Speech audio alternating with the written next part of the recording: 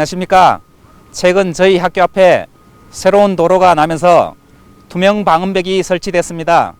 그런데 투명 방음벽 때문에 까치부터 참새, 더군다나 전용 기념물인 황조롱이까지 부딪혀 죽고 있습니다.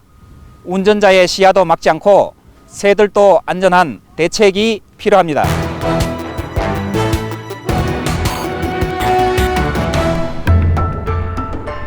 충남 논산과 전북 익산을 잇는 국가지원 지방도 68호선. 지난 12월 개통을 앞두고 마무리 공사가 한창입니다. 인근 대학에서 학생들을 가르치는 우용구 교수는 지난 여름부터 도로변에서 이상한 광경을 목격했습니다. 우린 산책을 하다 보니까 조류가 죽어 있는 것을 발견했습니다. 혹시나 병이 걸렸는 새인지 이래 관찰하다 보니까 새가 입에서 피를 토하고 죽었더라고요. 수의학을 전공한 우 교수는 처음에는 전염병을 의심했습니다.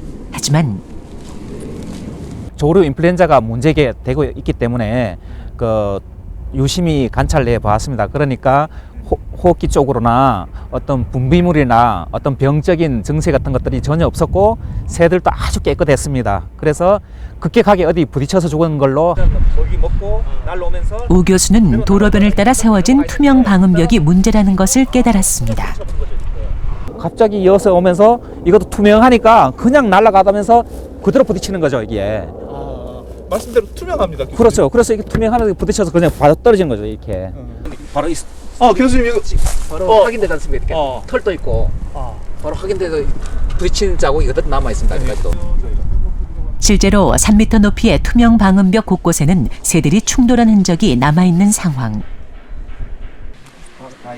취재를 하던 중에도 방음벽의 충돌에 죽은 새를 발견할 수 있었습니다. 만져도 되는 겁니까? 어떤 거 깨끗하지 않습니까? 외관상이. 예, 이거 어떤 분비물도 없고. 예. 그러니까 이건 충돌에 의한. 그렇습니다. 그래 충격해서 떨어진 거죠, 이게. 바로 위치도 바로 여기 있었고 충격해서 바로 떨어진 거죠, 이렇게. 그동안 우 교수는 죽은 새들을 사진으로 기록해왔습니다. 참새부터 비둘기, 까치까지. 4개월여 동안 우 교수가 발견한 새는 20여 마리. 실제 피해를 입은 새는 더 많을 것이라고 합니다. 수거한 것만 20여 마리이지만은 방음벽의 앞뒤로라든지 또 건너편에 있는 방음벽이라든지 또 다른 지역에 다른 지역에 설치되어 있는 그런 방음벽을 고려하면은 상당한 숫자의 동물이 죽어나갈 것이고, 더군다나 희생되는 수많은 새들 중에는 보호조류도 있었습니다. 우 교수가 지난달 방음벽 아래에서 발견한 새입니다. 제일 걱정되는 게 바로 이겁니다. 염려되는 게 바로 이게 우리 보호조류로 알고 있는 항조롱이까지 이렇게 죽었다는 겁니다. 이렇게. 맥과에 속하는 황조롱이는 천연기념물로 지정된 희귀 야생조류입니다. 우 교수는 도로가 개통되면 새뿐만이 아니라 운전자의 안전에도 문제가 있을 수 있다고 우려합니다. 새하고도 직접 로드킬도 될 수가 있는 거고, 또 그 벽에 튕겨서 나와서 떨어져서 죽는 것 보더라도 사람이 놀래서 또 2차적인 사고가 일어날 수 있지 않을까 염려됩니다. 천연기념물을 포함한 새들은 물론 운전자의 안전까지 위협할 수 있는 투명 방음벽.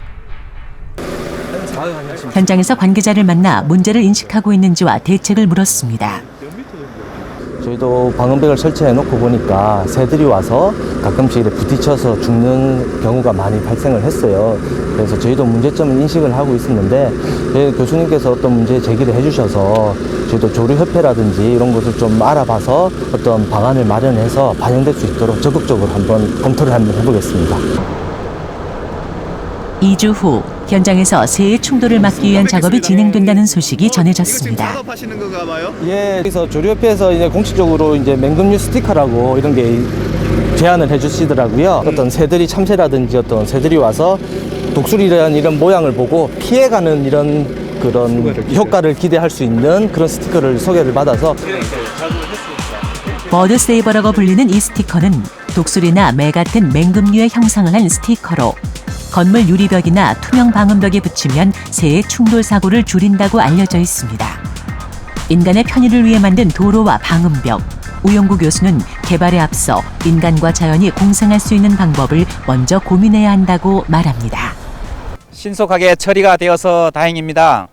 앞으로는 방음벽 설치 단계에서부터 동물들의 피해를 막을 수 있는 방안을 미리 강구해 주시기 바랍니다.